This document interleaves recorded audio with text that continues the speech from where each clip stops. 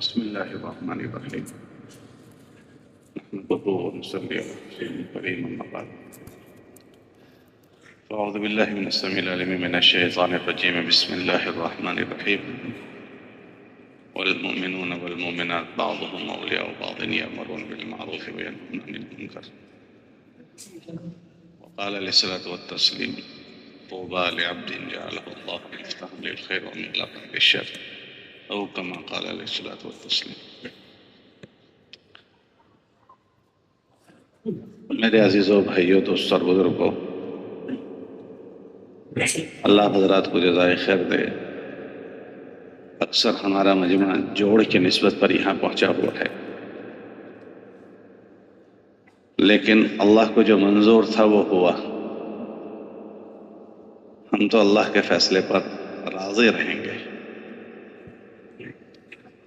اور اس پر اجر کی امید کریں گے۔ اللہ نے ایمان والے کو مصیبت پر یہ تلقین کی کہ اصبر واحتسب، صبر کرے اور اللہ سے اجر کی امید کرے۔ آپ حضرات نے جو مشقت اٹھائی ہے اس کا کچھ حصہ گزر گیا، جو باقی ہے وہ بھی گزر جائے گا، مگر اس کا اجر اللہ کے وہاں طے ہو گیا۔ امی جان عائشہ رضی اللہ عنہ سے اللہ کے نبی علیہ السلام نے فرمایا: اجرک علی قدر نسبک، کہ عائشہ تمہارا اجر اتنا ہوگا جتنا تمہارا تھکنا ہوگا۔ اور اللہ پاک نے دین میں مقصد کے اوپر جو اجر رکھا ہے اس سے متعلق چیزوں پر بھی اجر رکھا ہے۔ مثال کے طور پر ایک آدمی نماز کے لیے جا رہا ہے تو اللہ نے نماز کا اجر رکھا ہے، تو گھر سے نماز کی نیت سے گیا تو جیسے اس کو نماز پر اجر ملے گا، اس کے چلنے پر بھی اجر ملے گا۔ اگر اندھیرے میں گیا تو پھر اندھیرے کا الگ ملے گا، کیچڑ سے گیا تو کیچڑ کا الگ ملے گا، اور ٹھنڈ میں گیا تو ٹھنڈ کا الگ ملے گا۔ یہ چیز دنیا میں اور کسی جگہ پر نہیں ہے۔ کوئی آدمی سروس کے لیے جاتا ہے، جاب کے لیے جاتا ہے تو 8 بجے اس کی ڈیوٹی ہے، 1 گھنٹہ فیکٹری یا جہاں جانا ہے وہ 1 گھنٹے کی مسافت پر ہے، اور اس کی تیاری کے لیے آدھے گھنٹے پہلے گھر میں اٹھتا ہے۔ تو فیکٹری والے ایسا کہتے ہیں کہ بھائی تم 8 بجے آئے، اس کے لیے 1 گھنٹہ چلے تو 1 گھنٹے کا الگ ملے گا، آدھے گھنٹے پہلے جلدی اٹھے تھے تو اس کا الگ ملے گا، ٹھنڈ میں آئے تو اس کا الگ ملے گا، گرمی میں آئے، بارش میں آئے تو اس کا الگ ملے گا۔ لیکن دین میں اللہ نے یہ چیز بنا دی کہ کوئی آدمی کوئی خیر کے لیے چلا تو اس خیر پر بھی ملے گا اور اس کے متعلقات پر بھی ملے گا۔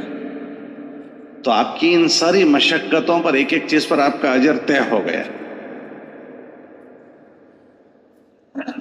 یہ آپ کو پیش آنا ہی تھا، جو آپ کو پیش آیا ہے وہ آنا ہی تھا۔ اس کے ساتھ دین کی نسبت لگ گئی تو اس کی قیمت بڑھ گئی۔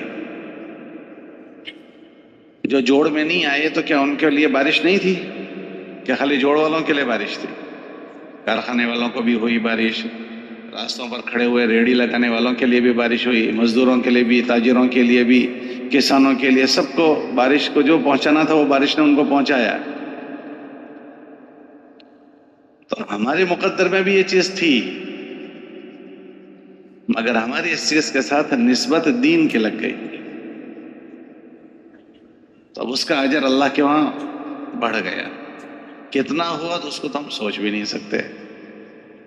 کتابوں میں آتا ہے کہ اللہ کے راستے میں کسی کو گرد و غبار، دھول لگے، اس پر جہنم کی آگ، تو کیا دھوئیں کو بھی اللہ حرام کر دیتے ہیں؟ تو پھر جو اور مختلف شکلوں سے پہنچتا ہے اس پر کتنا ملے گا؟ ہمارے بزرگوں میں ایک بزرگ تھے حضرت مولانا حسین احمد مدنی رحمۃ اللہ علیہ، دیوبند میں۔ آپ نے نام تو سنا ہوگا نا؟ تو ان کو لوگوں نے پوچھا، یہ تبلیغ والے ماں علیہ السلام کے زمانے کے آدمی تھے، لوگوں نے کہا کہ یہ تبلیغ والے یہ فضائل سناتے ہیں، یہ فضائل سناتے ہیں، یہ فضائل سناتے ہیں، تو آپ کی کیا رائے ہے؟ تو حضرت نے فرمایا یہ تو لوگوں کو سمجھانے کے لیے سمجھاتے ہیں، ورنہ اس پر اللہ کیا دے گا وہ تو اللہ ہی جانتا ہے۔ تو سب کو جو ملا ہے وہ اللہ ہی کے وہاں پتا ہے کیا ملا ہے۔ تو ہم اندر سے اللہ سے اجر کی امید کریں، اصبر واحتسب، صبر بھی کریں اور اللہ سے، آپ حضرات نے تو صبر کیا ہی کیا ہے، اور صبر والوں کے ساتھ اللہ ہو جاتا ہے۔ ارے بھائی صبر والوں کے ساتھ کون ہو جاتا ہے؟ اللہ ہو جاتا ہے۔ اور آج یہ شاید آج کا آپ کا آخری دن ہے، اب اس کے بعد ہو سکتا ہے آج دن میں یا کل صبح میں دعا تو ہونی ہی ہونی ہے۔ بس اب دیکھنا یہ ہے کہ ہم نے یہاں جو ہم سے مذاکرے ہوئے 2-3 دن، تو ہم نے اس سے کیا لیا، اور ہم کن چیزوں کے ساتھ اپنے علاقے میں اب واپسی کریں گے، دیکھنا اور سوچنا یہ ہے۔ کیونکہ ہمیں کوئی رسمی طور پر یہاں نہیں بلایا جاتا کہ فنکشن دنیا میں لوگوں کے ہوتے ہیں، کیا ہوتے ہیں؟ تو تبلیغ والوں کا بھی فنکشن ایسا ہے، لوگوں کے پروگرام ہوتے ہیں، تو تبلیغ والوں کا بھی پروگرام۔ تو یہ ہماری کوئی رسمی جمع ہونے کی چیز نہیں ہے، بلکہ ایک بہت بڑے مقصد اور ضرورت کے لیے ہم سب جمع ہوتے ہیں۔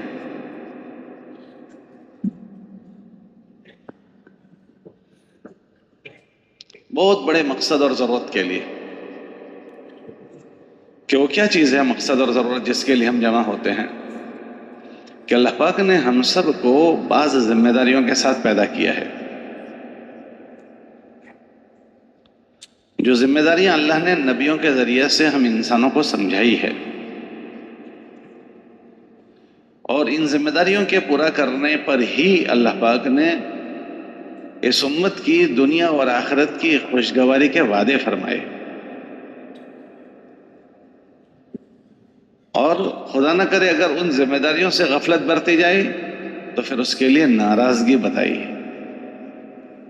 تو الحمدللہ یہ آنے جانے سے اللہ پاک نے کسی نہ کسی درجے میں ان ذمہ داریوں پر ہم سب کو ڈال دیا، اس کا احساس دے دیا، اس کا شعور دے دیا، اور یہ پورا کا پورا مجمع کسی نہ کسی درجے میں ان ذمہ داریوں کو پورا کرنے پر پڑا ہوا ہے، یہ پورا مجمع ہمارا۔ لیکن چونکہ یہ دنیا غفلت کی جگہ ہے، کون سی جگہ ہے؟ غفلت کی جگہ ہے۔ کیسا بھی مضبوط سے مضبوط آدمی ہو، دنیا اس پر اثر کرتی ہی ہے، غفلت آئی جاتی ہے، سستی آ جاتی ہے، غفلت آ جاتی ہے، کیونکہ یہ دنیا ہے ہی غفلت کی جگہ۔ اس دنیا میں 50 چیزیں ایسی ہیں جو آدمی کو اپنی طرف کھینچ لیتی ہے۔ اللہ خود فرماتے ہیں کہ ہم نے اس دنیا کی چیزوں کو لوگوں کے لیے مزین کر دیا۔ ان میں سب سے پہلی چیز ہر آدمی کے جی میں شہوتیں ہیں، چیزوں کی شہوت، اچھی زندگی کی تمنائیں، گھر میں رہنے کی تمنا، گھر والوں کے ساتھ رہنے کی تمنا، اور یہ اور یہ اور یہ۔ زین للناس حب الشہوات من النساء، گھر والیاں ہیں، وہ ایک مستقل آزمائش کی چیز ہے۔ والبنین، اولاد مستقل ایک آزمائش کی چیز ہے۔ مال مستقل ایک آزمائش کی چیز ہے۔ انما اموالکم واولادکم فتنۃ، کہ فتنے کا مطلب یہ نہیں کہ فتنہ جو آج کل ہمارے عرف میں فتنہ ہوتا ہے وہ فتنہ نہیں، آزمائش کی چیزیں ہیں، پرکھ کی چیزیں ہیں، کہ ایک طرف ان کے تقاضے ہوں گے اور دوسری طرف ہم سے متعلق ذمہ داریوں کے تقاضے ہوں گے۔ اب ان دونوں کے بیچ میں دیکھا جائے گا کہ کون کیسا جی رہا ہے۔ دنیا میں ہزاروں لوگ ایسے ملیں گے کہ ان شہوتوں کے پورا کرنے میں اللہ کے تقاضوں کو قربان کر دیں گے، ذبح کر ڈالیں گے۔ بیوی کے لیے اللہ کا حکم گیا، بچوں کے لیے اللہ کا حکم گیا، کاروبار کے لیے اللہ کا حکم گیا، اور مشغولیتوں میں اللہ کے حکم ضائع ہو جائیں گے۔ اس کو فتنہ کہا گیا کہ اس میں پرکھا جائے گا۔ حضرات صحابہ رضی اللہ عنہم اجمعین کے متعلق فرمایا کہ یہ کون لوگ ہیں؟ کہ ان کو ان سب چیزوں کی مشغولی نے غفلت میں نہیں ڈالا. رجال لا تلہیہم تجارت ولا بیع عن ذکر اللہ، کہ وہ پاکیزہ نفوس ہے کہ ان کو ان چیزوں کی مشغولیتوں نے غفلت میں نہیں ڈالا. یہ حضرات صحابہ کے متعلق فرمایا گیا، میرے اور آپ کے لیے نہیں کہا گیا. تو یہ چیزوں میں ہم لوگ مشغول ہیں اور ہونا بھی ہے، اس کو کوئی چھوڑے گا نہیں. اس دنیا میں کوئی ان چیزوں کو چھوڑ کر زندگی نہ گزارے، ملنگ نہ بنے، سنیاسی نہ بنے کہ سب چیزیں چھوڑ دی اور چلا گیا. کہ ان سب چیزوں میں مشغول ہونا ہے. اگر ان چیزوں میں ایسے مشغول ہوا گیا جیسے مشغول ہونا ہے تو یہ چیزیں ہماری دنیا نہیں ہے، یہ بھی ہمارا دین ہے.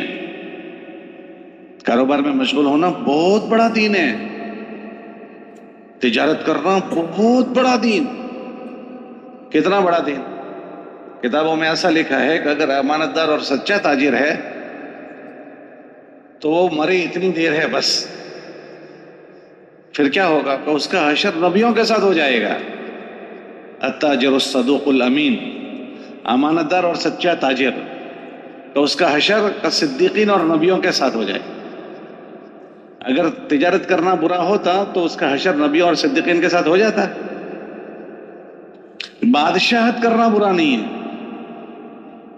کیا کرنا بولو بھائی؟ اگر اللہ کسی کو بادشاہت پر پہنچا دے تو بادشاہ بننا بھی برا نہیں ہے. حضرت ابوبکر صدیق رضی اللہ تعالیٰ عنہ حضور علیہ السلام کی وفات کے بعد کیا بنے تھے؟ بادشاہ بنے تھے، امیر المومنین. پھر ان کی وفات کے بعد حضرت عمر کیا بنے؟ ارے بولو بھائی کیا بنے؟ اتنا تو زور سے بولو کہ نیند نہ آئے. بادشاہ نہیں بنے. اگر بادشاہ بننا برا ہوتا تو یہ لوگ بادشاہ بنتے؟ کتابوں میں آتا ہے کہ بادشاہ بننا برا نہیں ہے، غلط بادشاہ بننا برا ہے. اگر بادشاہ اچھا بنا تو اس کی جگہ تو اللہ پاک نے ان 8 لوگوں کے ساتھ بنائی ہے جن کو کل قیامت کے دن اللہ اپنے عرش کے نیچے جگہ دیں گے. جن 8 لوگوں کو اللہ عرش کے نیچے جگہ دیں گے ان میں اچھا انصاف کرنے والا بادشاہ. تو یہ چیزوں میں مشغول ہونا برا نہیں ہے. تو پھر کیا چیز ہے کہ اس میں مشغول ہو کر اپنے مقصد زندگی بھول جانا، یہ برا ہے.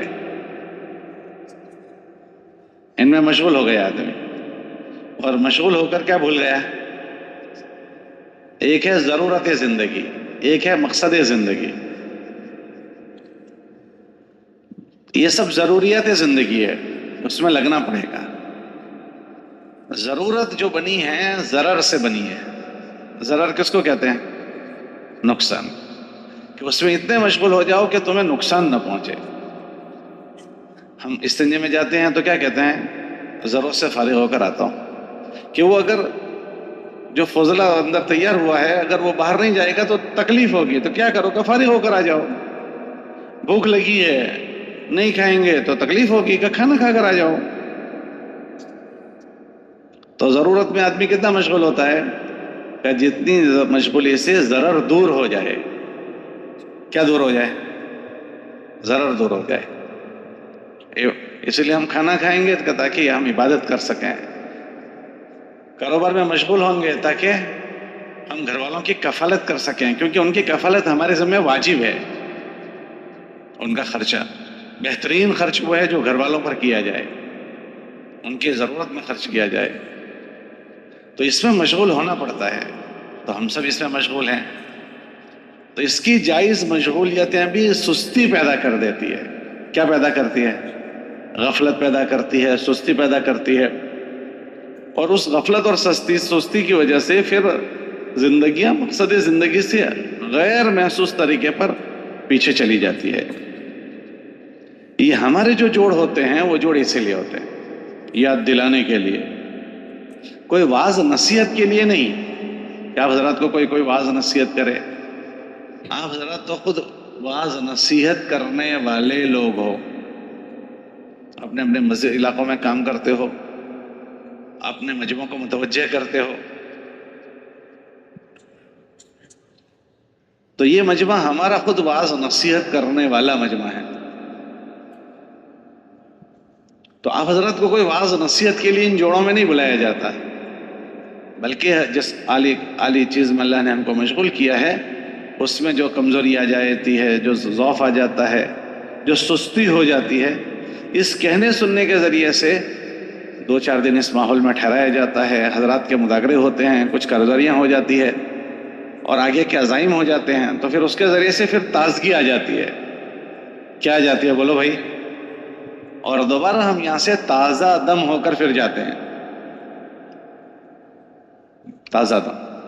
ابھی تو ہمارے بڑے رہے نہیں، چند بڑے ہمارے باقی ہیں، ورنہ پہلے جوڑ ہوتے تھے ہمارے وہاں ہندوستان میں، تو ہمارے حضرت یہ سناتے تھے کہ جب جوڑ سے واپس لوٹتے تھے تو ایک بڑے مولانا صاحب ابھی زندہ ہے،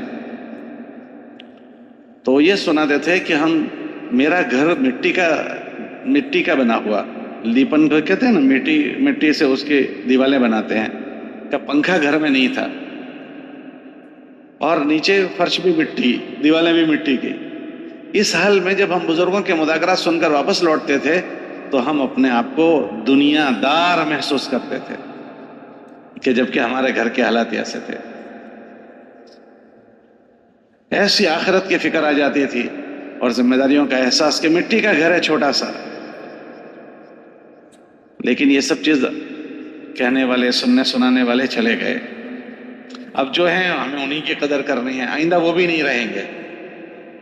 ہمارے وہاں ایک مرتبہ مدراس میں اجتماع تھا، سب حضرات، یہ 95 سے 2000 کا زمانے میں اکثر بزرگ سب چلے گئے، آپ اندازہ کر حضرت جی اسی زمانے میں گئے، پھر اس کے بعد اور بھی سب اس زمانے، محمد عمر صاحب اس زمانے میں گئے، اور سب بہت سارے چلے گئے۔ تو اجتماع تھا تو تعلیمیہ 99 میں چلے گئے، مولانا منظور نعمانی 96 میں چلے گئے، سب بزرگ اسی زمانے میں اکثر گئے۔ تو اجتماع میں لوگ بیٹھے تھے کہ فلاں چلے گئے، تو میاں جی مہراج رحمۃ اللہ علیہ بیٹھے تھے تو ایک دم ٹیک لگائے، وہ تو یوں بیٹھ گئے اور کہنے لگے کہ اب جو موجود ہیں ان کی قدر کر لو، آئندہ وہ بھی نہیں رہیں گے۔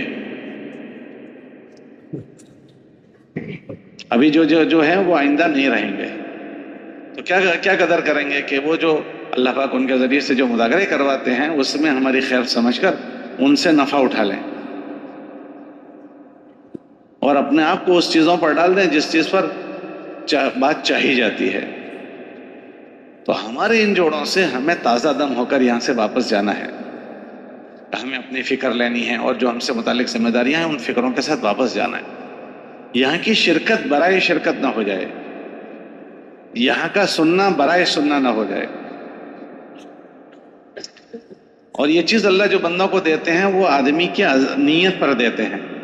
کس پر دیتے ہیں بھائی؟ بات تو پوری دنیا سنتی ہے، اللہ کے نبی علیہ السلام کی بات کفار مکہ نہیں سنتے تھے جی، تو پھر اللہ ہدایت اس کو دیتے ہیں جو اللہ کی طرف رجوع کرتا ہے، یہدی الیہ من ینیب، جو اللہ کی طرف رجوع کرے کہ اللہ پاک ہمیں آپ کی ضرورت ہے،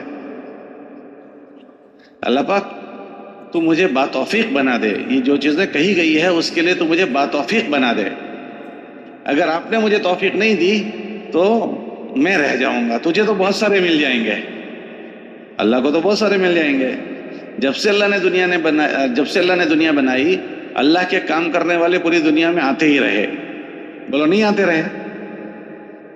تو اللہ کو تو بہت سارے مل جائیں گے، مجھے اللہ مل جائے اور اللہ کی نسبت مل جائے تو یہ میری سعادت کی چیز ہے۔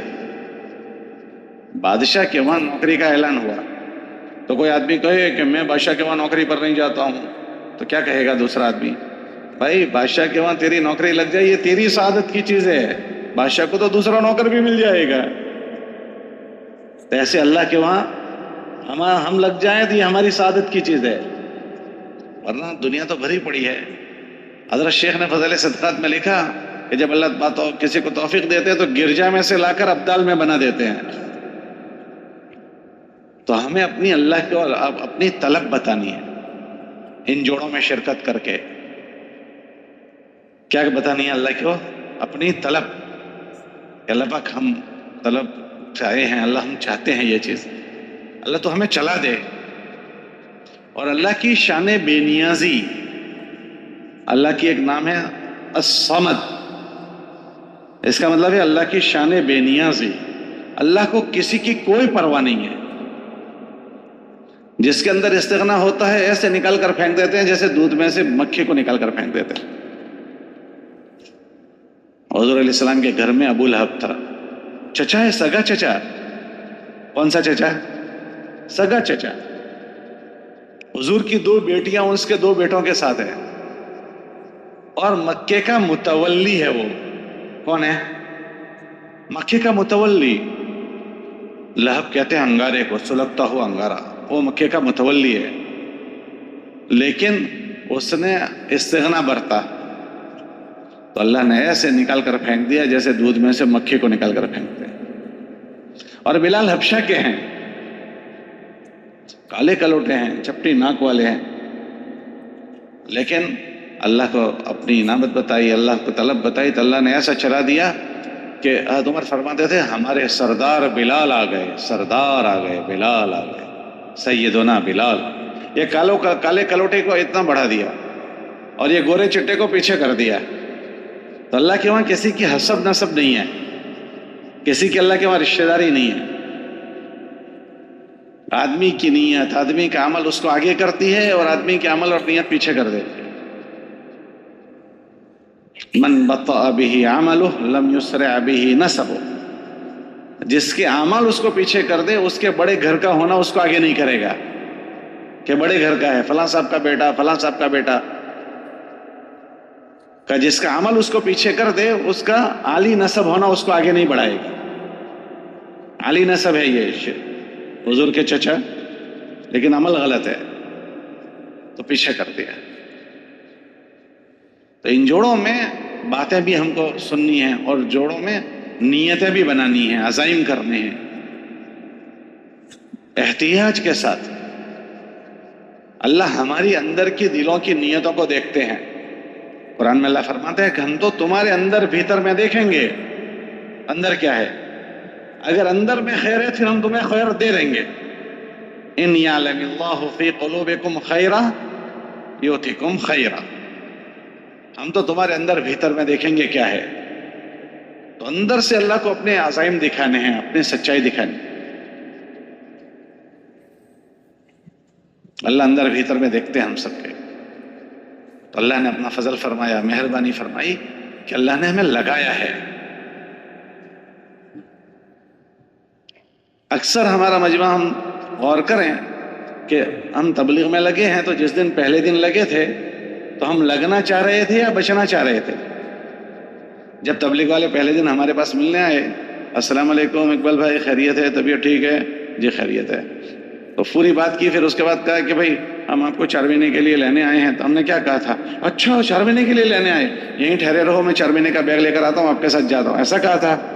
یا عذر کر کے بچنا چاہ رہے تھے؟ ارے بھائی ذرا زور سے بولو. ہم تو بچنا چاہ رہے تھے، مگر ہمارے اللہ نے ہم سب کو لگا دیا. ہم تو بچنا چاہ رہے تھے مگر اللہ نے، اور دوسری بڑی بات، لگا دیا اور اب تک لگائے رکھا ہے. نہیں لگائے رکھا. آپ اپنے علاقوں میں غور کریں کہ ہمارے اور آپ کے ساتھ بہت سارے لوگ تبلیغ میں لگے تھے، خالی ہم لگے ہوئے ہیں. آپ لوگ ناراض ہیں. ارے بھائی آپ لوگ ناراض ہیں تو آپ جواب کیوں نہیں دیتے ہیں؟ آپ کے علاقے میں آپ اکیلے تبلیغ میں لگے یا آپ کے ساتھ اور بھی بہت سارے لگے تھے؟ اچھا جو لگے ہوئے تھے کیا وہ سارے لگے ہوئے ہیں؟ ارے بولو بھائی سارے لگے ہوئے ہیں؟ بہت سارے ایسے ملیں گے جنہوں نے سال لگایا، 1.5 سال لگایا، 7 مہینے لگائے، 4 مہینے لگائے، لیکن ابھی نہیں چل رہے ہیں. بولو ایسے لوگ نہیں ہیں علاقے میں؟ اور اللہ نے ہم کو ہماری کمزوری، 1000 کمزوریوں کے باوجود، ہم میں سے ہر آدمی اپنی کمزوریوں کو جانتا ہے کہ ہم کتنے کمزور ہیں. ہماری غلطیاں، ہماری ساری باتیں ہمیں خوب پتہ ہے ہم کیسے ہیں، لیکن اس کے باوجود بھی ہمارے اللہ نے ہم کو نبھایا اور ہمارے اللہ نے ہم کو لگائے رکھا. ورنہ میرے اندر تو اتنی غلطیاں اور کوتاہیاں ہیں کہ وہ جو آدمی دور ہوئے ہیں ان سے پہلے میں دور ہو جانے چاہیے تھا، مگر میرے اللہ نے 70 کا معاملہ فرمایا. کون سا معاملہ فرمایا؟ اور ہمیں کیا لگا؟ ارے بولو بھائی کیا رکھا؟ لگائے رکھا. تو آپ کا کیا خیال کہ ہم خود لگے ہوئے ہیں؟ کس نے لگایا؟ اللہ قرآن میں فرماتے ہیں توفیق اللہ دیتے ہیں. وما توفیقی، ارے بولو بھائی، الا باللہ. امی جان عائشہ رضی اللہ تعالیٰ عنہ فرماتی ہے بغیر اللہ کے ارادے کے کوئی آدمی، امی جان فرماتی ہے بغیر اللہ کے ارادے کے پتہ نہیں ہلتا. اور اللہ قرآن میں فرماتے ہیں کہ اللہ کے ارادے کے بغیر کوئی آدمی ارادہ نہیں کر سکتا. وما تشاءون الا ان یشاء اللہ.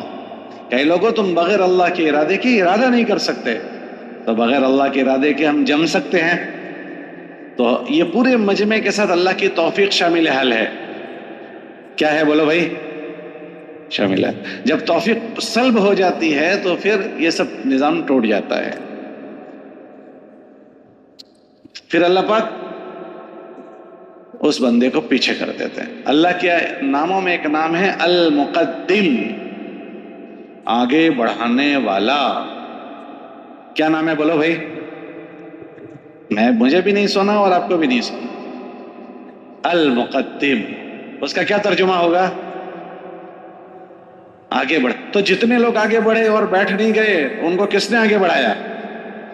اور ایک اللہ کا نام ہے المؤخر، پیچھے کرنے والا. تو جتنے پیچھے ہوئے ہیں آپ کا یہ خیال ہے کہ وہ پیچھے ہو گئے؟ اللہ کا ایک نام ہے المؤخر، پیچھے کرنے والا. تو جو پیچھے ہوئے ہیں وہ پیچھے نہیں ہوئے ہیں، ان کو کس نے پیچھے کیا؟ ہم اللہ سے پناہ مانگے. لیکن دیکھنے کی بات یہ ہے کہ آدمی آگے کیسے بڑھتا ہے، اور دیکھنے کی بات ہے کہ اللہ پیچھے کیسے کرتے ہیں. تو یوں کہتے ہیں کہ جب آدمی نعمت کی قدر کرتا ہے تو اللہ پاک اس کو آگے بڑھا دیتے ہیں، اور جب نعمت کی ناقدری ہوتی ہے تو اللہ پاک اس کو نعمت سلب کر لیتے ہیں. تو اللہ نے ہم سب پر یہ مہربانی کی کہ اللہ نے ہمیں لگایا اور لگائے رکھا.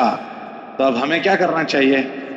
اس نعمت کی قدر کرنی چاہیے تاکہ ہم اس میں لگے رہیں اور موت تک چلتے رہیں. ہم موت تک اللہ سے ڈرتے رہیں.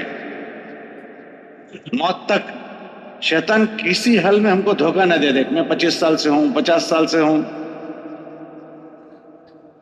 مسنون دعاؤں میں ایک دعا ہے، اللہم اجعلنی عندک ولیجا واجعلنی عندک زلفا وحسن مآب. یہ مسنون دعاؤں میں ایک دعا ہے.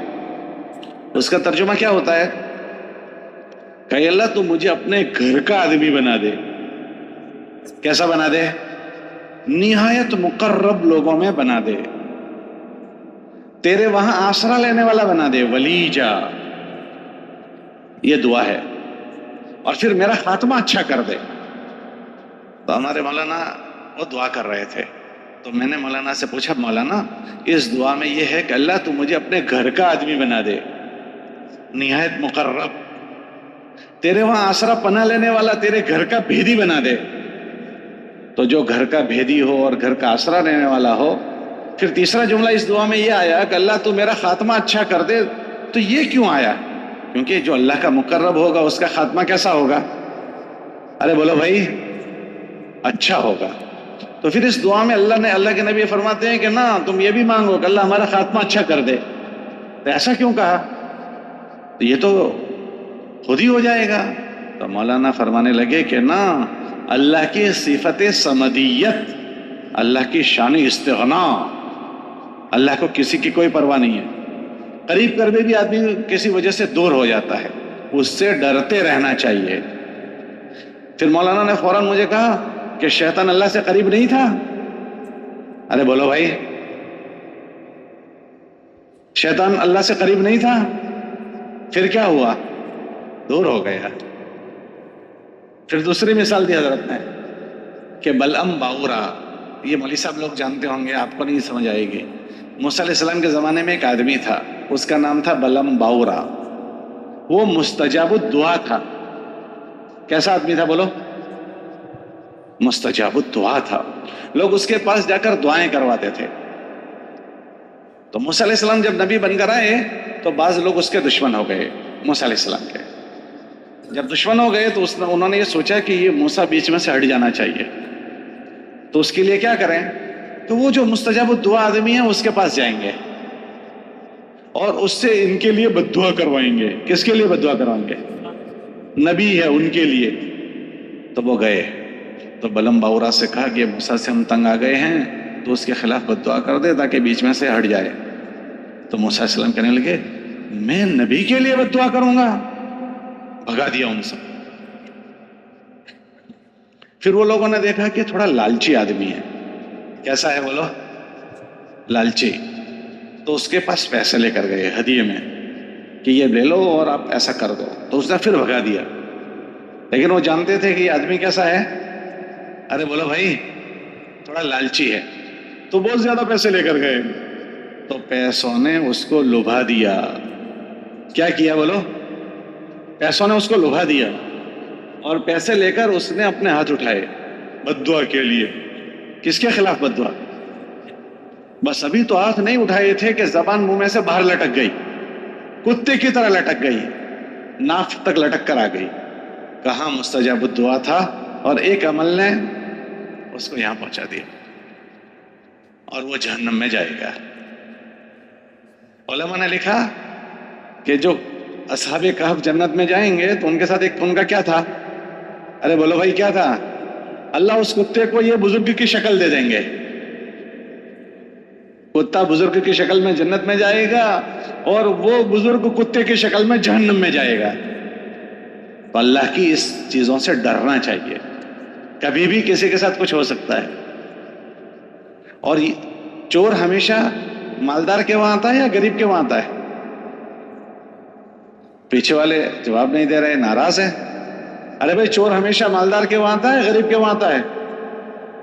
مالدار کے۔ یہ پورا مجمع جو ہے وہ دین کا مالدار مجمع ہے۔ کون سا مجمع ہے؟ یہ پورا مجمع دین کا مالدار مجمع ہے۔ کیسے مالدار ہے؟ کہ ان کے پاس دو چیزیں ہیں۔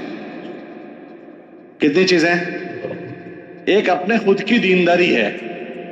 یہ سارا مجمع سوچے کہ ہم تبلیغ میں نہیں لکھے تھے تو ہمارا حال کیسا تھا؟ تبلیغ نے ہمارا حال بدل دیا۔ بولو نہیں بدلا؟ یہ سوچنا چاہیے ہمیشہ کہ ہم کیسے تھے۔ حضرت عمر اپنے آپ کو کہتے تھے عمر تو ذلیل تھا، اللہ نے تجھے عزت دی، تو ایسا تھا۔ یہ جب چیزیں آدمی سوچتا ہے تو اس کے اندر گھمنڈ نہیں آتا۔ کیا نہیں آتا؟ گھمنڈ نہیں آتا، بڑائی نہیں آتی، کبر نہیں آتا، خود رائی نہیں آتی، خود بینی نہیں آتی، عجب نہیں آتا کہ تو ایسا تھا، تو ایسا تھا، تو ایسا تھا۔ اللہ نے عزت دیا تجھے، تو کون ہے؟ چپدی کا شوربا، تو ہوتا کون ہے؟ اللہ نے حضرت صحابہ سے کہا کہ تم اپنے پچھلے زمانے کو یاد کرو، تم کیسے تھے؟ اذکروا نعمت اللہ علیکم، اپنے پچھلے زمانے کو یاد کرو۔ صحابہ سے فرماتے ہیں تم کیسے تھے؟ اذ کنتم اعداء، تم تو دشمن تھے۔ پھر اللہ فرماتے ہیں ہم نے تمہارے دل جوڑ دیے، فالف بین قلوبکم، اور ہم نے تمہیں بھائی بنا دیا، فاصبحتم بنعمتہ اخوانا۔ تو اپنے پچھلے زمانے کو اللہ یاد کروا رہے ہیں، کس کو؟ حضرت صحابہ سے۔ علماء کہتے ہیں ہمیں بھی اپنا پچھلا زمانہ یاد کرنا چاہیے کہ تو ایسا تھا، تو ایسا تھا، تیری راتیں ایسی تھی، تیرے دن ایسے تھے، تیری تنہائی ایسی تھی، تیری خلوت جلوت ایسی تھی۔ اللہ نے ان ساری گندگیوں کے باوجود تجھے اٹھا اٹھا کر یہاں لا کر بٹھا دیا۔ تو پھر آدمی بڑائی نہیں کرے گا اپنے ایک تو پچھلا زمانہ، تو اللہ نے دیندار بنا دیا، اس کے سامنے رونے والا بنا دیا، سر ٹیکنے والا بنا دیا۔ اللہ نے ہماری زندگیوں کو سنبھالا دے دیا۔ تو ایک تو اس پورے مجمع کو اللہ نے اپنی ذاتی زندگیوں کی دینداری دی ہے کسی نہ کسی درجے کی۔ دوسرا، اللہ نے اس پورے مجمع کو بہت ساروں کو خیر پر آنے کا ذریعہ بنایا۔ کیا بنایا؟ کہ اس مجمع کے ذریعے سے ہزاروں لوگ خیر پر آئے ہیں۔ آپ لوگ 2.5 گھنٹے ملاقاتوں میں جاتے ہو، اس کے ذریعے سے لوگ مسجد میں آتے ہیں۔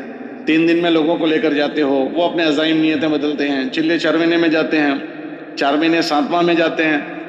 تو آپ حضرات اپنی ذات کے علاوہ اور بہت ساروں کے لیے بھی خیر کا ذریعہ بنے ہو۔ یہ تو بہت بڑی کمائی ہے۔ دوسروں کے لیے ذریعہ بننا یہ کیسی کمائی ہے؟ بہت بڑی کمائی ہے، اس کا تو کوئی جواب نہیں۔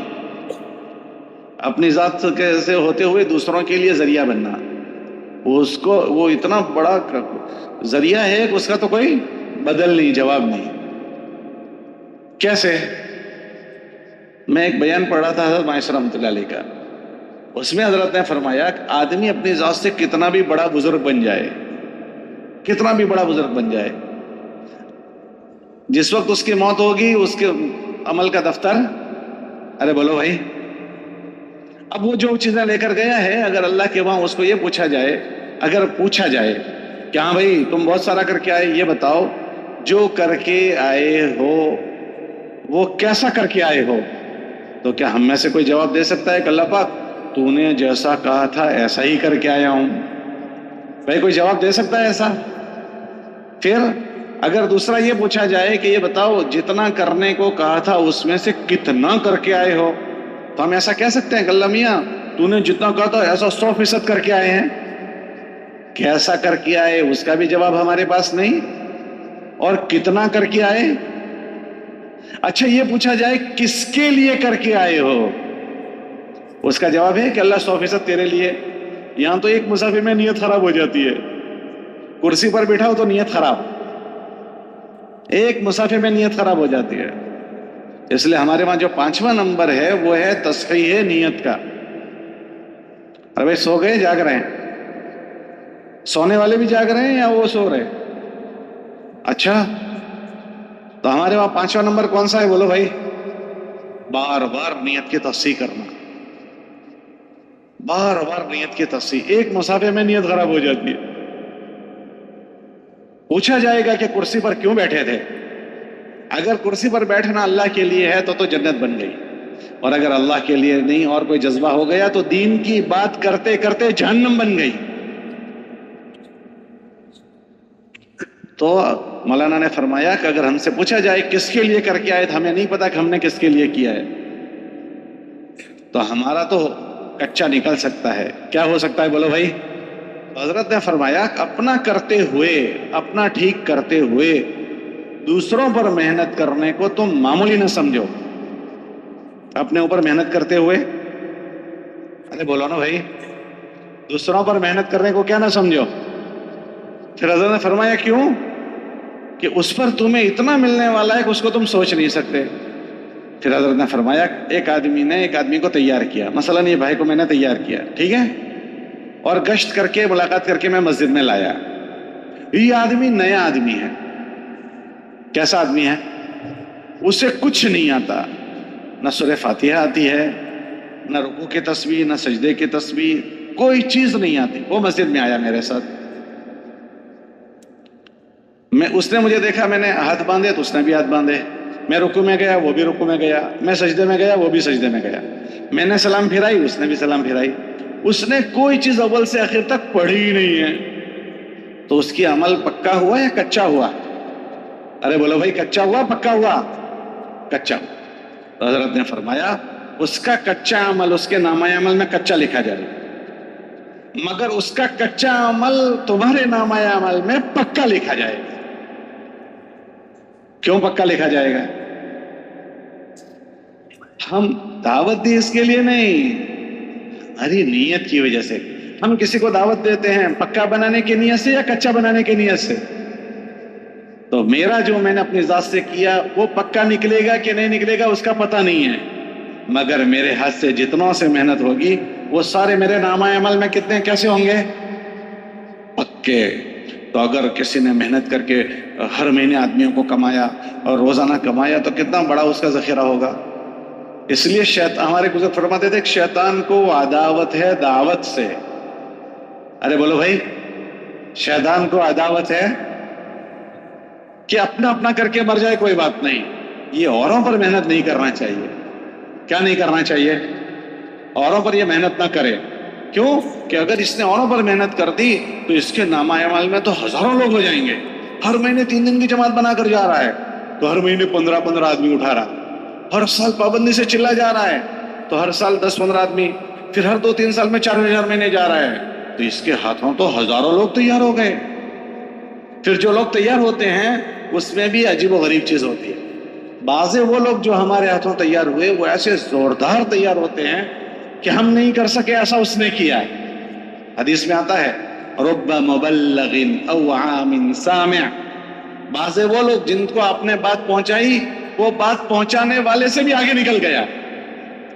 تو ٹھیک ہے، جہاں بھی جائے جائے، آئے گا اس کے نامہ اعمال میں جس نے اس بندے پر، ارے بولو بھائی، محنت کی ہے. بعض ایسے ہی ہیرے نکل آتے. آپ نے بڑ کا درخت دیکھا ہے؟ ارے بولو بھائی، بڑ کا درخت دیکھا ہے؟ چھوٹا سا پتلا ہوتا ہے. ارے بولو نا بھائی، کیسا ہوتا ہے؟ پتلا نہیں ہوتا. ہمارے ملک میں لوگ اس کی پوجا کرتے ہیں. بڑا ہوتا ہے یوں، ایسا یوں ہاتھ میں لو تو ہاتھ میں بھی نہیں آئے گا. اس کا دانہ دیکھا ہے آپ نے؟ کتنا بڑا ہوتا ہے؟ مٹکے جتنا. جے رائے کے دانے سے بھی چھوٹا. کتنا بولو؟ ارے بولو تاکہ نیند تو نہ آئے. میں دیکھ رہا ہوں کچھ لوگ سو رہے ہیں، لیکن انشاءاللہ ہم سونے ہیں. رائے کے دانے سے بھی چھوٹا ہوتا ہے. اس کو یہاں ہتھیلی میں رکھیں تو پھونک مارنے کی ضرورت نہیں، ناک کی ہوا سے اڑ جائے گا، اتنا چھوٹا. لیکن اس چھوٹے دانے میں اتنا بڑا درخت. ایسے بعض لوگ دکھتے ہیں ایسے سادے سیدھے، لیکن وہ بھاری بھرکم ہوتے ہیں. کیسے ہوتے ہیں بولو؟ تو ہماری ان گشتوں میں اور ہماری ملاقاتوں میں ایسے ہیرے ہم کو مل جاتے ہیں. کیسے بھی ہیرے؟ ایسے زوردار زوردار ہیرے. حضرت عمر رضی اللہ تعالیٰ عنہ کیسا زوردار ہیرا. 10 سال حکومت کی. کتنے سال بولو؟ 3 بر اعظم میں اسلام پہنچایا ہے. کتنے بر اعظم میں؟ آدھی دنیا. آدھی دنیا. تو حضرت عمر نے اتنا سارا کیا، وہ تو حضرت عمر کو ملے گا. دیکھنا یہ ہے عمر کو لایا کون تھا. دیکھنا یہ ہے حضرت عمر کو کون لایا تھا؟ ان کی بہن. تماچے کس نے کھائے تھے؟ تو جو تماچے کھانے والی تھی اس نے وہ تو نہیں کر سکی. تماچے مارنے والے نے بہت کچھ کیا، لیکن جو کچھ بھی کیا نامہ اعمال میں کس کے جائے گا؟ تماچے کھانے والی تھے، وہ نہیں کر سکی. ہارون رشید بیٹھے تھے، بادل کو دیکھا جا رہا تھا کہ تجھے جہاں جا کر برس نہ ہو برس، خراج تو ہمارے پاس ہی آنے والی ہے، ٹیکس تو ہمارے پاس، اتنی ہماری حکومت پھیلی ہوئی ہے، تو جہاں بھی برسے گا وہ بھی ہمارا ملک ہے. تو ایسے او بھائی تجھے جتنی پروازیں کرنی ہو کر، تجھے تو کمایا ہم نے ہیں. خالد بن ولید بہت بڑے آدمی بن گئے. ابھی ہم لوگ رمضان سے پہلے ان کے مزار پر گئے، ہمس میں، ملک شام میں. تو ہم نے دیکھا ایسے اللہ کا بندہ سویا ہوا ہے. پورا ملک شام انہوں نے فتح کیا. پورا ملک شام انہوں نے فتح کیا.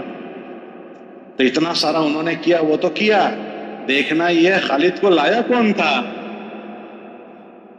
تو خالد کو ان کے بھائی نے ترغیب دی تھی، ولید ابن ولید نے. حضور سے سخت دشمنی تھی ان کو. وہ حضور کا چہرہ دیکھنے کو بھی پسند نہیں کرتے تھے. جب ہمارے نبی گئے عمرے کے لیے تو وہ بھاگ گئے. تو ہمارے نبی نے پوچھا کہ ولید ابن ولید سے کہ تمہارے بھائی خالد کہاں ہیں؟ کہ وہ تو بھاگ گیا. یاتی بھی اللہ، وہ چلا گیا، یاتی بھی اللہ، اللہ اسے لائے گا. تو اللہ کے نبی علیہ السلام نے ان کی صلاحیت کی قدر کی. کیا صلاحیت کی قدر کی؟ خالد جیسا سمجھدار چلا گیا. اگر وہ آج ہوتا نا تو ہم اپنی جماعت کے آگے کی صف میں اس کو رکھتے. یہ قدر کی ان کی. تو ان کے بھائی نے لکھا خالد تو کہاں بھاگ رہا ہے؟ اللہ کے نبی تو تیرے لیے یہ باتیں کرتے ہیں. میرے لیے ایسی باتیں کرتے ہیں؟ میرے لیے؟ ان کو کیوں تعجب ہو رہا تھا کہ میرے لیے حضور ایسی باتیں کر رہے ہیں؟ احد کے میدان میں جو کچھ ہوا تھا وہ سارا کرنے والے کون تھے؟ ارے بولو بھائی کون تھے؟ حضرت خالد تھے. پیچھے سے جو پہاڑی سے چڑھ کر آئے تھے وہ کون تھا؟ حضرت خالد بن ولید. اور وہ جو گھمسان ہوا ہے، 50-70 بڑے بڑے صحابہ شہید ہو گئے. 70 بڑے بڑے. ایک مدینہ تو اس زمانے میں بہت چھوٹا تھا. پہلے سال میں بدر ہوئی، دوسرے سال میں احد ہوئی ہے. جو پہلی لڑائی ہوئی وہ بدر کی. بہت چھوٹا مدینہ ہے، 313 لوگ حضور کے ساتھ ہیں. دوسرے سال میں احد ہو گئی. بہت چھوٹا سا مدینہ. ایک مرد مرتا ہے تو 4 رونے والیاں ہوتی ہے. کتنی رونے والیاں؟ ارے بولو بھائی کتنی؟ ایک ماں ہوتی ہے، ایک بیوی ہوتی ہے، ایک بہن ہوتی ہے اور ایک بیٹی ہوتی ہے. چھوٹے سے مدینہ میں 70 بڑے بڑے لوگ چلے گئے تو کتنی رونے والیاں ہو گئی؟ کوئی سوچ نہیں، ہر گھر رونے والا ہو گیا. ہر گھر رونے والا. اتنا بھاری معاملہ اس آدمی سے ہوا, اتنی نفرت حضور کے متعلق ان کی طبیعت میں ہے. مگر انسانوں کو کما کر جانا ہے. کیا کر کے جانا ہے؟ مولانا محمد عمر صاحب رحمۃ اللہ علیہ فرماتے تھے اس دنیا سے لوگ چیزیں کما کر جاتے ہیں. کیا کما کر جاتے ہیں؟ یوں فرماتے تھے تم انسانوں کو کما کر جاؤ. کس کو کما کر جاؤ؟ انسانوں کو کما کر جاؤ. تو یہ انسانوں کو کمایا گیا. جو انسانوں کو کمانا سوچتا ہے وہ اپنے دلوں کو صاف کر دیتا ہے, ساری چیزیں بھول جاتا ہے.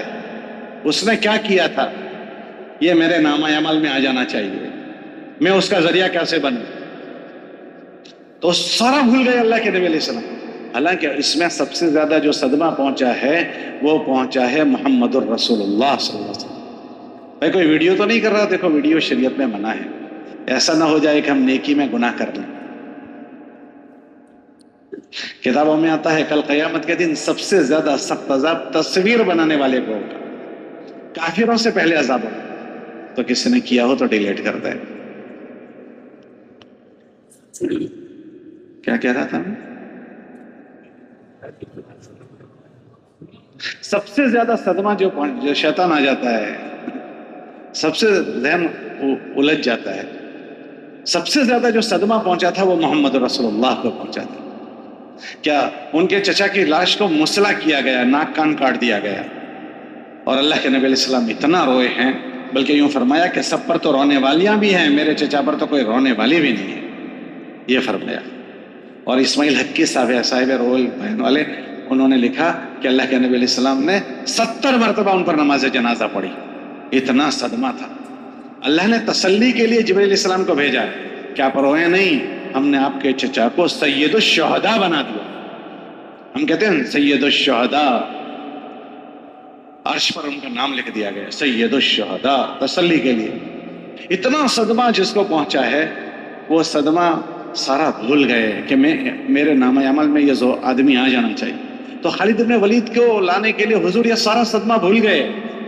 تبلیغ والے محنت میں ایسے ہوتے ہیں, لوگوں کی ایسی قدر کرتے ہیں, بھول جاتے ہیں, دلوں میں نہیں رکھتے. جس وحشی نے مسلح کیا تھا وہ وحشی کے لیے حضور بڑے ناراض تھے کہ وہ جہاں بھی ملے اس کو ختم کرو. وہ طائف بھاگ گیا تھا وحشی. اللہ کے نبی علیہ السلام نے ان کے پاس آدمی سمجھانے کے لیے بھیجا, تو انہوں نے دلیلیں دی اور اسلام نہیں لائے, واپس آئے.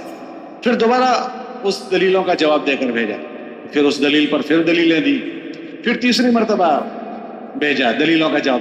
چوتھی مرتبہ میں وہ آئے ہیں, 4 مرتبہ اس آدمی کو سمجھانے کے لیے جا رہے ہیں جس نے چچا کو مسلح کیا تھا کہ اس دنیا میں تو سب چیزیں ایسی ہوتی رہے گی, لیکن ہم کیا کریں گے کہ اللہ کی اس نعمت کی قدر کریں گے. چھوٹی چھوٹی باتوں میں ناراض نہیں ہو جائیں گے, چھوٹی چھوٹی باتوں میں دل پھاڑ نہیں دیں گے. تو میں عرض یہ کر رہا تھا کہ اللہ نے ہمیں بڑی توفیق دی ہے, تو ہمیں اللہ نے لگایا اور لگائے رکھا ہے, تو ہم دین کی سطح سے اللہ نے اس مجمع کو مالدار کر دیا. اور مالدار کے وہاں ہمیشہ کون آتا ہے؟ ارے بولو بھائی. تو شیطان اور نفس جو ہے وہ اور مجموعوں کے مقابلے میں ان کے پاس زیادہ آئے گا. کیوں؟ کہ دین کے یہ مالدار لوگ ہیں. یا وہ لوگ زیادہ مالدار ہیں جو نمازیں نہیں پڑھتے, دین کی محنت میں نہیں جوڑے, وہ دین کے زیادہ مالدار ہیں, یا جو کرتے ہیں وہ زیادہ مالدار ہیں؟ تو یہ مجمع وہ ہے جو زیادہ کرتا ہے. تو پھر چور ان کے پاس زیادہ آئے گا یا ان کے پاس زیادہ آئے گا؟ اور کتابوں میں یوں لکھا ہے کہ ہر آدمی جب پیدا ہوتا ہے تو اس کے ساتھ اس کا ایک شیطان پیدا ہوتا ہے. کون پیدا ہوتا ہے؟ ہر آدمی کے ساتھ پیدا ہوتا ہے, اور وہ شیطان اس کے جسم میں دوڑتا ہے. یجری کمجری الدم, ایسے چلتا ہے جیسے خون چلتا ہے. اس کا کام کیا؟ کہ اس کو راستے سے ہٹانا, غلط رخ پر لے جانا. وہ کیسا ہوتا ہے کہ وہ جس لیول کا آدمی ہوتا ہے اس کا شیطان بھی اسی لیول کا. اگر وہ مولانا صاحب ہے تو اس کا شیطان بھی مولانا صاحب. اگر وہ امیر صاحب ہے تو اس کا شیطان بھی, وہ شورا والا ہے تو اس کا امیر صاحب بھی شورا والا. وہ جیسا ہے اسی لیول کا اس کا شیطان. جب اللہ کے نبی علیہ السلام نے یہ روایت بیان کی تو امی جان عائشہ رضی اللہ عنہ نے فرمایا, حضور جب سب کے ساتھ پیدا ہوتا ہے تو آپ کے ساتھ بھی پیدا ہوا؟ کہ جی میرے ساتھ بھی پیدا ہوا, میرے ساتھ بھی پیدا ہوا. وَلَكِنَّهُ أَسْلَمَ, مگر وہ میرے تابع ہو گیا. حضور کا شیطان حضور کے تابع ہو گیا، ہمارا تھوڑی ہوا ہے. تو ہر آدمی کے ساتھ اسی کے لیول کا شیطان لگا ہوا ہے. اسی لیے شیطان سے پناہ مانگی گئی. کیا مانگی گئی بولو؟ تو ہم اپنی نگرانی کریں گے کہ شیطان ہمارے اوپر کام نہ کر جائے. اور شیطان سے بڑی جو چیز ہمارے ساتھ لگی ہوئی ہے وہ ہمارا نفس لگا ہوا ہے. ہمارے مولانا محمد سلیمان جہانگیر رحمۃ اللہ علیہ تھے، حضرت جی کے خادم تھے. تو حضرت سے پوچھنے لگے حضرت جی یہ شیطان سب کو بہکاتا ہے، یہ شیطان کو کس نے بہکا دیا؟ یہ حضرت سے پوچھا کہ حضرت جی یہ شیطان سب کو بہکاتا ہے، اس کو کس نے بہکا دیا؟ تو حضرت نے کیا فرمایا؟ اس کے نفس نے. وہ نفس ہم سب کے ساتھ لگا ہوا ہے. ہمارے نبی علیہ السلام نے اللہ سے پناہ مانگی کہ اللہ میں اپنے نفس کے حوالے ایک پل جھپکنے کے برابر نہ ہو جاؤں، ایک پل جھپکنے. اللہم لا تکلنی الی نفسی طرفۃ عین. اگر اتنے میں بھی کوئی نفس کے حوالے ہوا تو گیا. تو اللہ سے ہمیں یہ ماننا ہے کہ ہمارے اوپر نفس کام نہ کر جائے، شیطان کام نہ کر جائے. تو اس کے لیے کیا کرنا ہے؟ اللہ کی اس نعمت کا کیا ہم سے تقاضا ہے اس کو دیکھنا ہے اور اس کا اپنے آپ کو پابند بنانا ہے. اللہ کی اس نعمت کا ہم سے کیا تقاضا ہے؟ یہ نعمت آئی ہمارے پاس، دین کی نعمت اور دین کی محنت کی نعمت، یہ دونوں چیزیں آئی. تو یہ نعمت کا تقاضا کیا ہے؟ کہ اس تقاضے کو سمجھنا اور اس پر جمنا، ایسے کرنا جیسے اس کو کرنا ہے. تو پھر شیطان بیچ میں گھس نہیں سکے گا. تو اس دین کی محنت میں لگنے کا پہلا تقاضا یہ ہے کہ ہم اپنے آپ کو دیندار بنا دیں. کیسا بنائیں بولو بھائی؟ کیونکہ اللہ ہم سب سے اس محنت کی برکت سے اپنی دینداری کا سوال کریں گے، دوسروں کی دینداری کا اللہ ہم سے نہیں پوچھے گا. میں دیندار بنا کہ نہیں بنا آپ سے اللہ نہیں پوچھیں گے میرے متعلق. آپ دیندار بنے کہ نہیں بنے اللہ مجھ سے سوال ارے بولو بھائی نہیں کریں. ہر آدمی سے اللہ کون سا سوال کریں گے؟ خود کی دینداری کا. ہم دوسروں کی دینداری کے ذمہ دار نہیں ہیں. کوئی جہنم میں گیا تو اس کا بھی اللہ ہم سے نہیں پوچھے گا. اللہ اپنے نبی سے فرماتے ہیں قرآن میں وَلَا تُسْأَلُ عَنْ أَصْحَابِ الْجَحِيمِ، کہیں نبی جی ہم جہنم میں جانے والوں کا سوال آپ سے نہیں کریں گے. تو اللہ ہم سے کوئی کس کا پوچھیں گے؟ ہماری ذات کا پوچھیں گے. ہم کو دوسروں پر محنت کا مکلف کیا ہے، محنت کا پوچھیں گے. دنیا میں ایسے بھی نبی آئے ہیں کہ انہوں نے پوری زندگی محنت کی، ایک آدمی بھی مسلمان نہیں ہوا. تو وہ مسلمان نہیں ہوئے تو کیا ان کے نبی جہنم میں جائیں گے؟ کہ وہ نبی ذمہ دار نہیں ہے. نوح علیہ السلام نے 950 سال محنت کی، 80 82 85 آدمی مسلمان ہوئے. تو جو دوسرے نہیں ہوئے ان کے لیے نوح علیہ السلام کی پٹائی ہوگی؟ کہنا ایسا نہیں ہوگا. اللہ پاک ان سے یہ پوچھیں گے کہ تم نے بات پہنچائی تھی؟ تو ان کی قوم انکار کرے گی کہ ہم کو تو بات ہی نہیں پہنچائی. تو کہیں گے اللہ میں نے تو پہنچا دی. پھر پوچھیں گے کوئی گواہ ہے؟ کہاں محمد صلی اللہ علیہ وسلم کی امت گواہ ہے. سَتَكُونُوا شُهَدَاءَ عَلَى النَّاسِ وَيَكُونَ الرَّسُولُ شَهِيدًا عَلَيْكُمْ، ہم نبیوں کی گواہی ہم دیں گے. تو وہ قومیں کہے گی کہ یہ تو تھے بھی نہیں، یہ کیسے گواہی دیتے ہیں؟ تو اللہ ہم سے کہیں گے ہاں بتاؤ تم کیسے گواہی دیتے ہو؟ تو ہم کہیں گے کہ ہم کو یہ خبر محمد الرسول اللہ نے دی ہے، تو بھی سچا محمد الرسول اللہ بھی سچے. تو ان کی گواہی منظور ہو جائے گی، قبول ہو جائے گی. تو پہنچانے کی بات پوچھی جائے گی، کون دیندار بنا نہیں بنا وہ نہیں پوچھا جائے گا. دینداری ہماری اپنی پوچھی جائے گی. اور ہماری جتنی بھی دین کی محنتیں ہیں وہ محنت کے لیے نہیں ہے، دیندار بننے کے لیے. بولو بھائی محنت کس کے لیے نہیں؟ محنت کے لیے محنت نہیں ہے. محنت کس کے لیے؟ دنیا میں تمام محنتیں کوئی مقصد کے لیے ہوتی ہیں. ہر محنت کوئی مقصد کے لیے. تو دین کی محنت کس کے لیے؟ مولانا الیاس صاحب سے پوچھا گیا آپ کیا چاہتے ہو اس محنت سے؟ تو حضرت نے فرمایا احیاء جمیع ما جاء به محمد صلی اللہ علیہ وسلم، اللہ کے نبی علیہ السلام جو لے کر آئے وہ زندہ ہو جائے، یہ چاہتا ہوں. تو دیندار اللہ کے نبی علیہ السلام جو لے کر آئے وہ زندہ ہو جائے. کس میں زندہ ہو جائے؟ کہ مسلمان جو زندگی جیتا ہے اس کے زندگی کے 5 شعبے ہیں. کتنے شعبے ہیں؟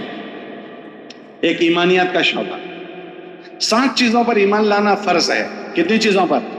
کہ اس پر ایمان ایسے ہو جائے جیسے اس پر ایمان لانا فرض ہے.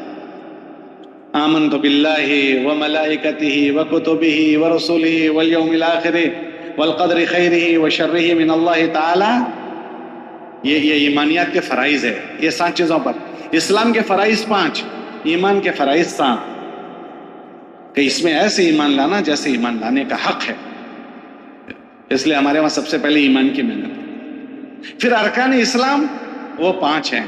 عبادات اس کو کہیں گے، عبادات، کہ عبادت ہماری کیسی ہو جائے، اللہ جیسی عبادت ہم سے چاہتے ہیں ہم ایسی عبادت کرنے والے بن جائیں، کیونکہ خالی عبادت آسمانوں پر نہیں جاتی، ایسی عبادت آسمانوں پر جاتی ہے جیسی اللہ چاہتے ہیں۔ ایک آدمی نے نماز پڑھی تو نماز آسمان پر بھی جائے گی، اور ایک آدمی کی نماز منہ پر بھی ماری جائے گی۔ ایک آدمی حج میں جائے گا تو اس کو کہا جائے گا اہلاً و سہلا لبیک اللہم لبیک، تو کہا جائے گا کہ لبیک و سعدیک، آ جائیے آپ کی لبیک منظور ہے۔ ایک آدمی حج میں جائے گا اور کہے گا لبیک اللہم لبیک، تو کہا جائے گا لا لبیک ولا سعدیک، تم یہاں مت آؤ، ہمیں تمہاری حاضری منظور بھی نہیں ہے۔ وہ بیت اللہ گیا ہے۔ بھئی یہ کون آدمی ہے؟ کہ جس نے حج کو خراب کر دیا۔ کس کی نماز منہ پر ماری گئی؟ کہ جس نے نماز کو خراب کر دیا۔ روزدار 2 قسم کے ہیں، ایک کا روزہ ایسا ہے کہ اللہ فرماتے ہیں اس کے بدلے میں خود ہو جاؤں گا۔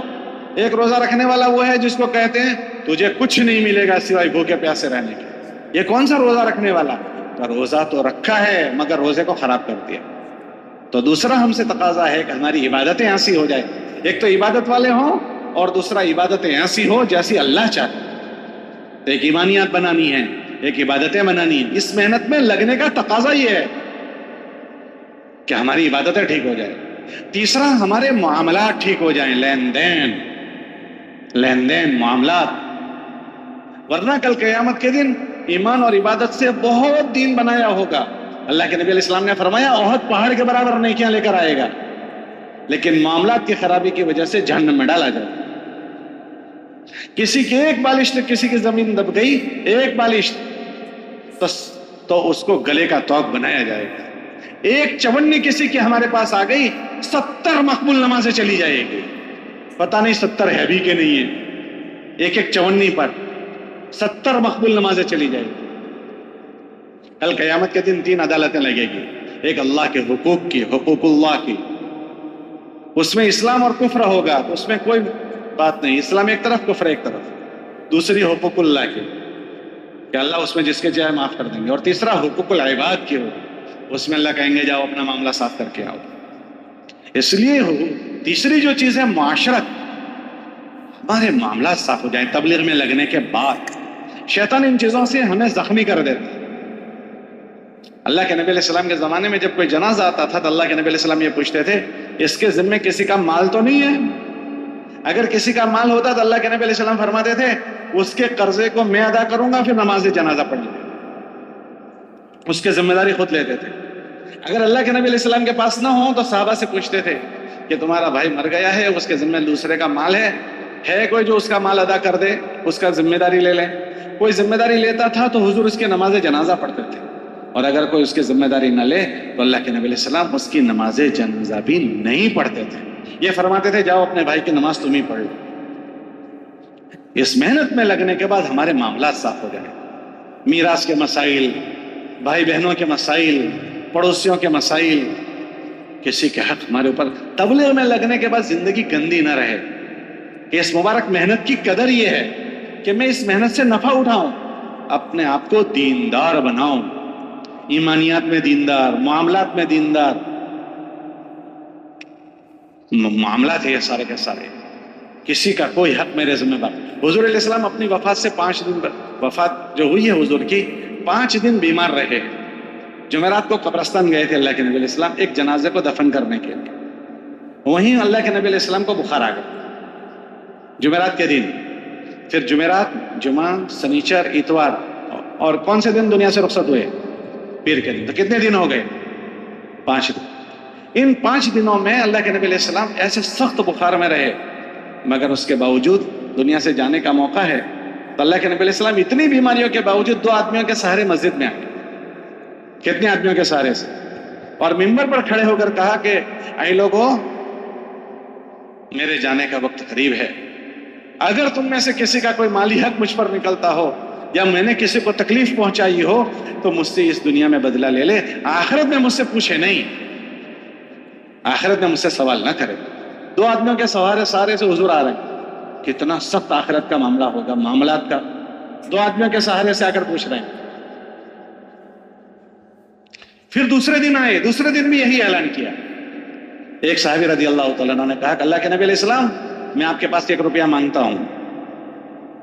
تو اللہ کے نبی علیہ السلام نے فرمایا مجھے یاد نہیں ہے کہ کب کا وہ 1 روپیہ ہے. تو انہوں نے یاد دلایا کہ آپ کے پاس فلاں فلاں مانگنے والا آیا تھا، آپ کے پاس نہیں تھے تو آپ نے میرے پاس سے لے کر دیا تھا. کہاں مجھے یاد آ گیا. یہ اللہ نے اپنے نبی کے ساتھ واقعات ہمارے لیے ظاہر فرمائے تاکہ ہمیں عبرت ہو، ورنہ ہمارے دل میں آئے گا کہ 1 روپیہ مانگا. یہ اللہ ہی نے کروایا تاکہ ہمیں عبرت ہو.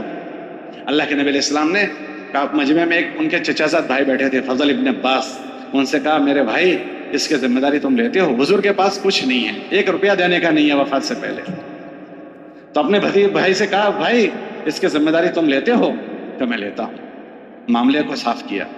پھر کہا مجھ سے کسی کو تکلیف پہنچی ہو یہی بدلہ لے لو، آخرت میں مجھ سے نہ پوچھے. یہ امام الانبیاء کہہ رہے ہیں ہم سے لوگوں کو تکلیف نہ پہنچے. مولانا عیسی رحمۃ اللہ علیہ فرماتے تھے ہم ایسے بولنے کے عادی ہو گئے ہیں جس سے لوگوں کے دل زخمی ہو جاتے. ہم سے کسی کو تکلیف نہ پہنچے. اگر کسی ایمان والے کو ہم سے تکلیف پہنچی، ہمیں نہیں پتا اس ایمان والے کی قیمت اللہ کے وہاں کتنی زیادہ ہے. بعض مرتبہ ہم سے لوگوں کو تکلیف پہنچتی ہے، وہ اللہ کے وہاں عزت والا ہوتا ہے، اور اس کی تکلیف کر کے ہم اپنا خاتمہ برا کر دیتے ہیں. کتابوں میں آتے ہیں بعض لوگوں کی بے عزتی سے اللہ موت ایمان سے محروم کر دیتے ہیں. اس کو کہتے ہیں معاملات اور معاشرت کی صفائی. ہم سے تبلیغ کے جنون میں کسی کو تکلیف نہ پہنچے، ہماری زبانوں سے، ہمارے معاملات سے، ہمارے کسی چیز سے. ہمارے مولانا مسیح اللہ خان صاحب تھے رحمۃ اللہ علیہ، وہاں جمشید صاحب کو انہوں نے یہاں بھیجا تھا. حضرت تھانوی کے بڑے لوگوں میں تھے، یہاں بھی آتے تھے فاطمیہ میں. وہ کہتے تھے کسی کو زنا کرتے دیکھو تو بھی بدگمانی مت کرو. کیا کرتے دیکھو بولو؟ اس کے چرچے نہ کرو. کیوں کہ اس نے زنا کیا تو گناہ کیا ہے، لیکن زنا کے بعد اگر اس نے توبہ کر لی تو صاف ہو گیا. زنا کی توبہ کیا؟ اللہ میاں میری بھول ہو گئی، آئندہ میں کبھی نہیں کروں گا، معاف کر دے، تو پورا ہو گیا. زنا توبہ کا مطلب آئندہ کبھی اس طرف لوٹ کر ابھی جو ہوا معاف کر دے. تو میں نے تو توبہ کر کے معاف کر دیا اور دوسرے نے میری چرچا کر کے اپنا شروع کر دیا. تو کیا کسی کو کسی جرمہ میں دیکھ کر بھی چرچے نہ کرو، کسی کے چرچے نہ کریں، اپنی زبانوں کو صاف رکھیں.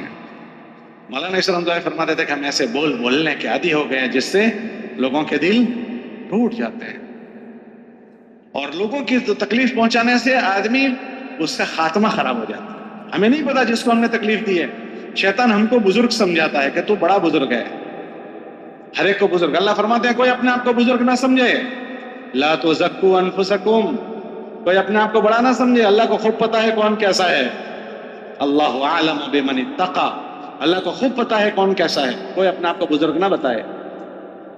اللہ کے وہاں ہو سکتا ہے میرا نوکر مجھ سے زیادہ قیمت والا، ہمارا غلام ہم سے زیادہ، آقا سے زیادہ اس کا نوکر قیمت والا. اللہ کے وہاں کس کی کیا قیمت ہمیں نہیں پتا. ایک مرتبہ بغداد میں قحط پڑا، قحط پڑا تو لوگ دعا کے لیے پوری مسجد بھر گئی، اللہ سے آوازاری کر رہے ہیں، ایک قطرہ بارش کا نہیں ہے. ایک بزرگ مسجد میں سوئے ہوئے تھے، رات مسافر تھے، مالک بن دینار سوئے ہوئے تھے. تو انہوں نے دیکھا پورا بغداد چیخ چیخ کر چلا رہا ہے، ایک قطرہ بارش کا نہیں. رات ہوئی، سب چلے گئے گھر، یہ مسجد میں مسافر تھے تو سو. تو ایک آدمی آیا پیروں کا کٹا ہوا، معذور پیروں سے گھسیٹتا ہوا حبشی غلام آیا. کون آیا؟ ارے بولو نا بھائی. حبشی غلام پیروں سے گھسیٹتا ہوا مسجد میں آیا.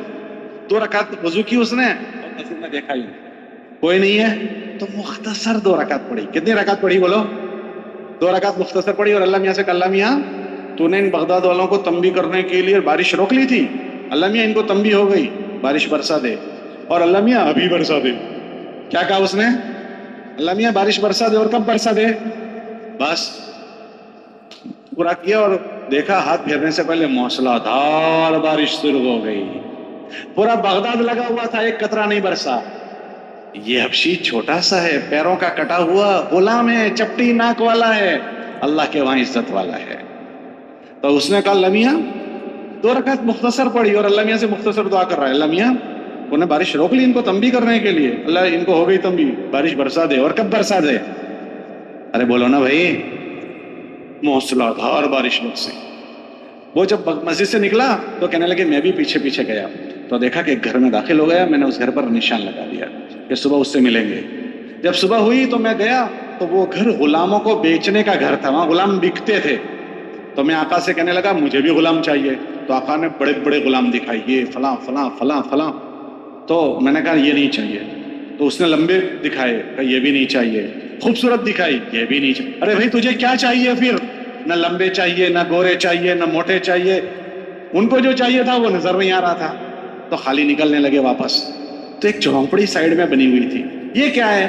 کہ اس میں بھی غلام ہے مگر نکمے غلام ہے. کیسے غلام ہے بولو بھائی؟ تو کہا وہ بھی دکھا دے. کیا کرو گے اس کو دیکھ کر؟ نکمے ہیں, معذور ہیں. بھائی دکھا دو ذرا. تو جیسی جھونپڑی کھولی اس میں سے وہی حبشی غلام گھسٹتا ہوا نکلا جس کی تلاش تھی. یہ چاہیے مجھے, یہ چاہیے. تو وہ کہنے لگے اس کو لے کر کیا کرو گے؟ یہ گھٹنوں سے معذور ہے, کچھ کام کا نہیں ہے. کہا مجھے یہی چاہیے. تو اس نے کہا اچھا جاؤ تم اس کو سستے بھاؤ میں لے جاؤ. اس کو نہیں پتا تھا یہ کتنے بھاؤ کا ہے. اسے نہیں پتا تھا کہ یہ, آپ لوگ کیا کہتے ہیں بھاؤ کو؟ قیمت. یہ کتنی قیمت؟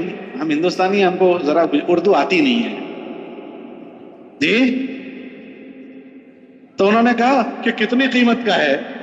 تو انہوں نے قیمت بہت سستے میں دے دیا کہ سستے. اس کو نہیں پتا تھا کتنی قیمت کا ہے.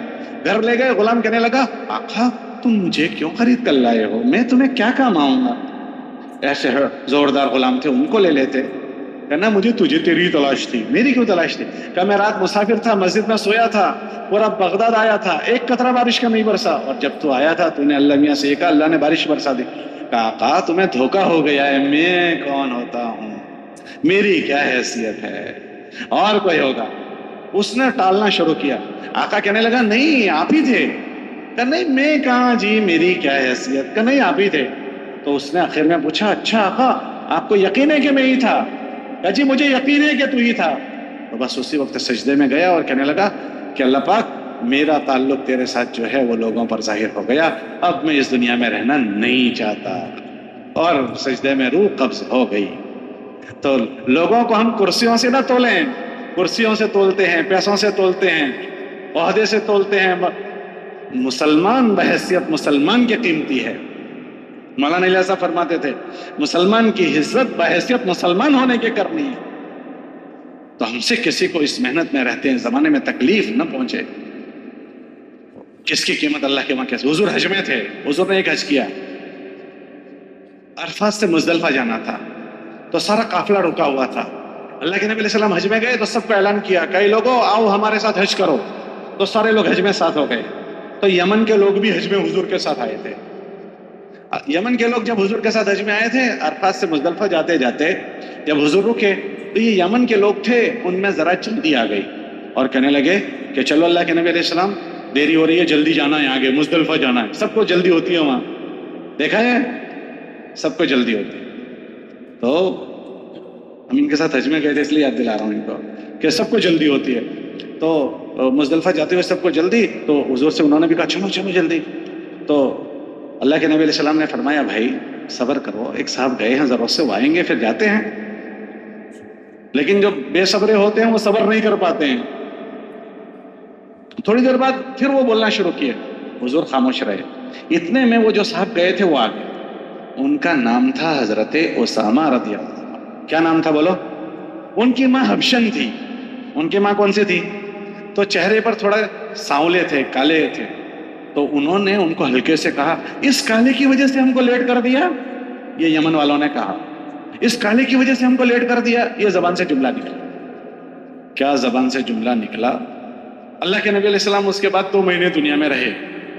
کتنے مہینے رہے؟ یہ ذی الحج کا زمانہ, پھر اس کے بعد محرم, اس کے بعد سفر, اس کے بعد ربیع الاول میں اللہ کے نبی علیہ السلام دنیا سے 2-2.5 مہینے گزرے تھے. سب لوگ اپنے گھروں کو چلے گئے. لیکن ایک مجمع اس زمانے میں وہ تھا جو حضور کی شرم میں مسلمان ہوا تھا. کس کی شرم میں؟ تو وہ جب حضور چلے گئے تو انہوں نے کہا اب ہم بھی اسلام پر نہیں رہیں گے. وہ مرتد ہو گئے. کیا ہو گئے؟ مرتد ہو گئے. علی میاں کی ایک کتاب ہے ردۃ ولا ابا بکر لہا, کہ اس زمانے میں ارتداد آیا تب ابو بکر صدیق کھڑے ہو گئے اور 11 جماعتیں بنائی ان مرتدین کو سمجھانے کے لیے. کتنی جماعتیں؟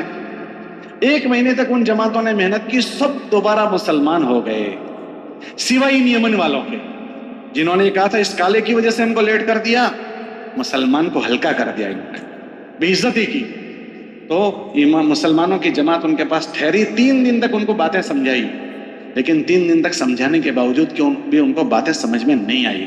तो फिर मुर्तद का हुक्म यह 3 दिन के बाद अगर इस्लामी हुकूमत हो तो उनको कत्ल करो। तो सहाबा की जमात उनके साथ लड़ी, और वो लोग जिन्होंने हुजूर के साथ हज किया, हुजूर के साथ सफर किए, हुजूर के साथ नमाजें पढ़ी, वो कुफ्र की हालत में मार दिए गए। है तो सहाबा की 3री जिल्द में है। नीचे मौलाना इनाम साहब ने उसके हाशिया चढ़ाया कि एक मुसलमान को हल्का करने की वजह से पूरे कबीले को अल्लाह ने कुफ्र की मौत मार दिया। तो अल्लाह की वहां किसकी क्या कीमत है हमें नहीं पता। हमारी मेहनत में कोई किसी को हम बेइज्जत नहीं करेंगे, अपने मामला साफ करेंगे, किसी को बेइज्जत नहीं करेंगे। अल्लाह के नबी अलैहि सलाम अपनी वफात के दिनों अय्याम मर्ज में 2 आदमियों के सहारे मस्जिद में आए और ये कह रहे हैं ओ भाई साहब, मुझसे किसी को तकलीफ पहुंची हो तो इसका बदला इस दुनिया में हमसे ले ले, आखिरत में मुझसे कोई ना पूछे। एक तो हिसाब किताब का पूछा, किसी का मामला हो तो बताओ, तो एक आदमी खड़ा हुआ। दूसरा हुजूर ने कहा मुझसे किसी को तकलीफ पहुंची हो तो यही बदला ले ले, आखिरत में मुझसे न सवाल करे। एक आदमी खड़ा हो गया, हुजूर आपने मुझे फलां मौके पर कोड़ा मारा था। तो हुजूर बीमार है, अय्याम मर्ज में है। तो अल्लाह के नबी कहने लगे ओ भाई कोड़ा ले लो और मुझसे बदला यही ले लो, आखिरत में मुझसे हिसाब मत। तो वो साहबी कहने लगे अल्लाह के नबी अलैहि सलाम, जिस जमाने में आपने मुझे मारा था मेरे जिस्म पर कपड़ा नहीं था, आपके जिस्म पर चादर है। अल्लाह के नबी अलैहि सलाम अय्याम बीमारी में चादर नीचे गिरा दी और बैठ गए, भाई मुझसे बदला ले लो, आखिरत में मुझसे पूछना मत। लोगों की चीखें निकल गई कि अय्याम बीमारी में हुजूर को कोड़ा मारेंगे। हुजूर कह रहे हैं मुझसे बदला ले लो। वो आदमी आगे बढ़े, कोड़ा फेंका और एकदम हुजूर को सीधे से लगा लिया। वो और पीछे हुजूर की मोहरे नबूवत थी, उसको बोसा लेने लगे। तो हुजूर मेरी मजाल है कि मैं आपको कोड़ा लगा दूं, मुझे तो इस बहाने से आपकी मोहरे नबूवत को बोसा लेना था। अपने मामलात को हम साफ करें, अपनी माशरत को पाक साफ करें। जब इनमें झोल पड़ता है तो ये इस मुबारक मेहनत की नाकदरी है। इससे जो नफा उठाना था हमने नफा नहीं उठाया और कदम कदम पर चुके करते रहे तो फिर ऐसे निकल जाते हैं जैसे दूध में से मक्खी निकल जाती है। मौत से पहले गाड़ी कहीं ना कहीं अटक जाती है।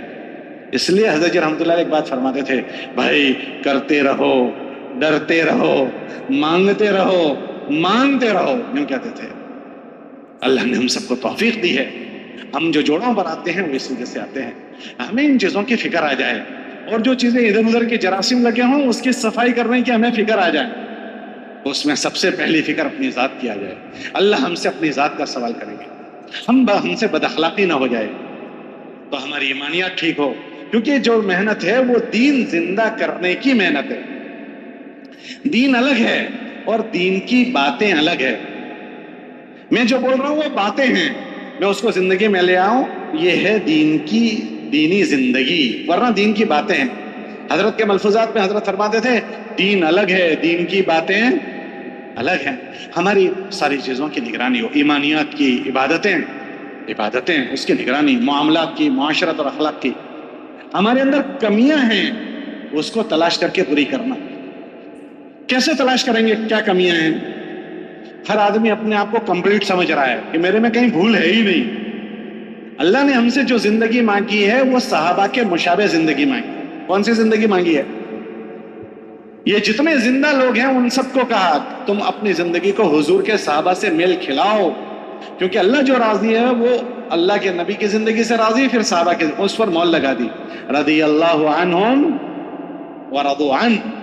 तो हम जिस लेवल पर पहुंचे हैं वो लेवल है। एक वो जिंदगी थी जहां से हम आए हैं, एक वो जिंदगी है जहां अभी पहुंचे हैं, और एक वो जिंदगी है जहां पहुंचना है। एक वो जिंदगी जहां से हम, और एक वो जिंदगी जहां हम पहुंचे हैं, और एक जिंदगी जहां हमें, वो कौन सी जिंदगी है? हजरत साहबा से मुशाबे जिंदगी। अल्लाह कुरान में फरमाते हम साहबा से राजी हो गए और उनसे राजी हो जाएंगे जिनकी जिंदगियां उनसे मेल खाएगी। रदियल्लाहु अन्हुम वल्लज़ीना तबऊहुम बिइहसान, जो उनके इत्तिबा पर जाएगा उससे हम राजी होंगे। तो हमारी मंजिल उनकी जिंदगियां हैं, हजरत साहबा की जिंदगियों से मेल खा जाए, हम में का एक एक आदमी उनके मुशाबे हो जाए।